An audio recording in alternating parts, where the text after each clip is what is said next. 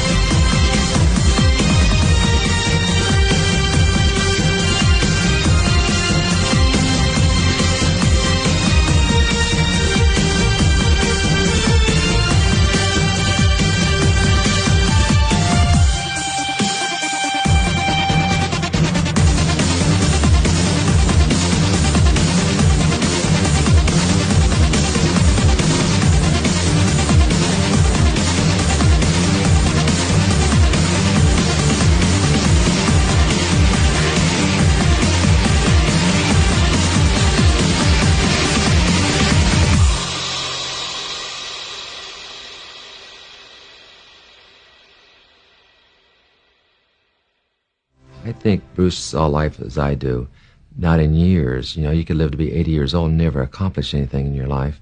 And what have you gained? Where in his short period of life of 32 years, he'd achieved a lot in his life. I think his fan base is probably bigger than it's ever been as younger generations begin discovering him. And obviously there's that emotional feeling that, gee, I wish I'd known him. I've had so many people say, oh, you're so lucky you got to know Bruce Lee, and they're right.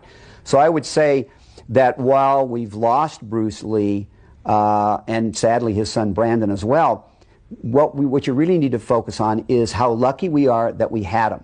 How lucky we are that we had him for the 32 years that we had him.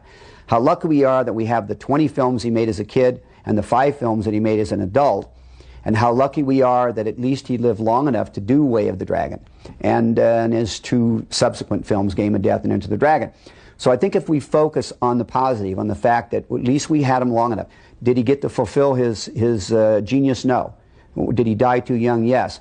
But I would say that I personally am honored and thrilled and happy and I'm blessed that I got to be in 3 Bruce Lee films and that he was my friend. There's only one Bruce Lee, but all the director, martial art director, want every actor becoming a second Bruce Lee. The way you point, the way you fight, nobody can do it for him.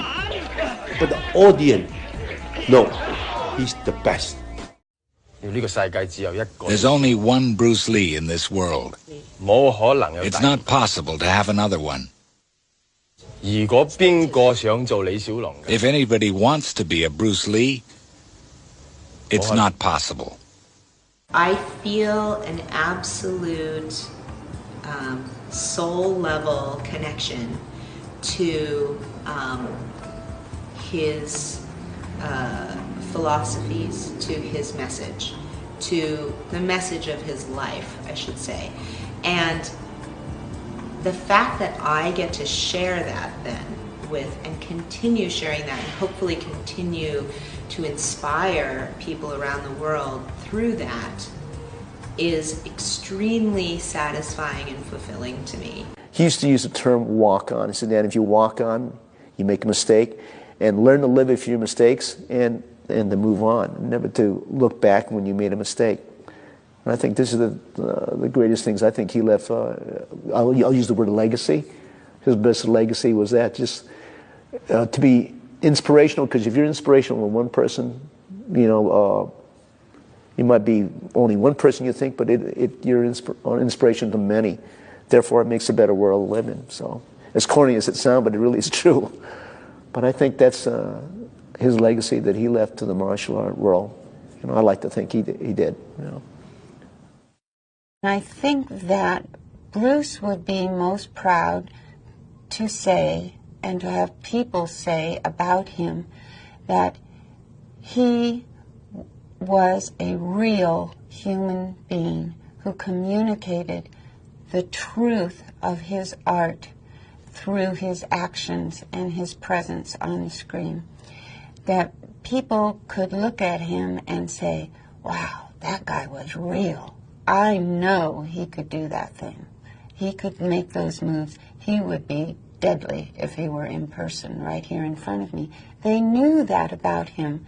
Maybe they're not able to say that or express exactly what it was about him that turned them on so much or inspired them. But it was because he was the genuine article. He was that person in the films.